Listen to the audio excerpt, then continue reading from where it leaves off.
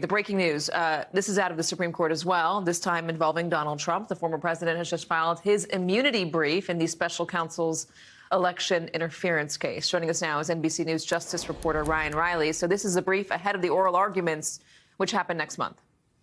That's right. And essentially, one of the big headline arguments here that Donald Trump is making is that it would be the end of the presidency as we know it if the court doesn't recognize these really broad, sweeping immunity claims that the president is seeking, basically trying to get rid of these charges in connection with his efforts to overturn the results of the 2020 election in the lead up to the attack on the Capitol on January 6th. Something else that jumped out at me just sort of doing a brief read through as we got before we got on air was that they really emphasized the importance, sort of this is ironic coming from the Trump folks, of the importance of the press and congressional oversight, saying that those are other checks on presidential power in this case that could be used instead of criminal charges against a president. So they're really going very broad here and saying that this case should just be dismissed all the way. Everything should just be dropped, and then making a sub-argument after that, saying even if the court recognizes some sort of qualified immunity, sort of laying out the argument for how exactly the court should be, the lower court, Judge Chuckin, should be ordered to handle that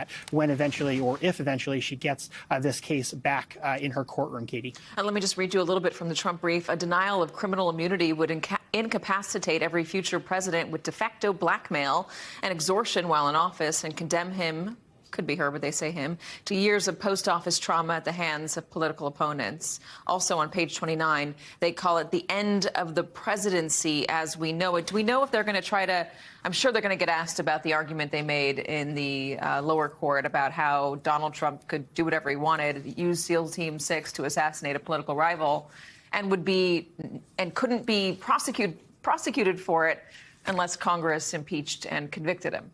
Sure, or the judges could come up with their very own hypotheticals. Yeah. That was a hypothetical that was floated sort of by the federal appeals court judges there, but I'm sure that's something that they could press them on. Where are the outer bounds of this? And, you know, basically the argument that Trump is making is that the only way that prosecution comes into play is if first he is convicted by the Senate, which, you know, is a really high bar, as we saw in the impeachment clause. Correct, yeah. The impeachment judgment clause. Right. I mean, Donald Trump went through two of these and did not reach that 2/3 number that you need in order to secure a conviction in the Senate, given all the support that he had from his fellow Republicans. So, you know, this is the guy